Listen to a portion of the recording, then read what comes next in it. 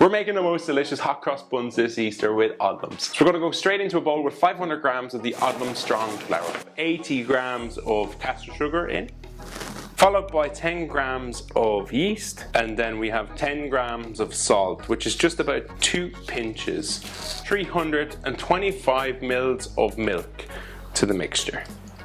Get yourself a fork and mix this all together just to kind of combine the dough. Tip it out, and then you're going to knead with the back of your hand for 10 minutes. So once it's kneaded, pop it back into the bowl and wrap it in cling film and leave to prove for 1 hour.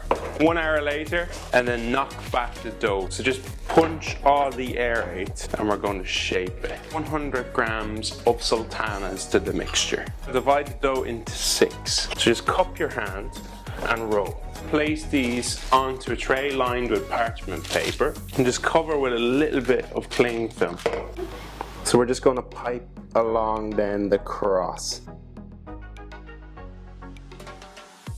So these go into the oven at 220 degrees for 15 to 20 minutes.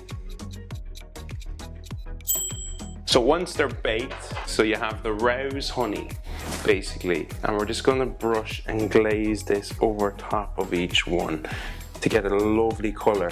But you need to do this when they're hot. Just let them cool before tucking in, and there you go, the most delicious hot cross buns with Odlums.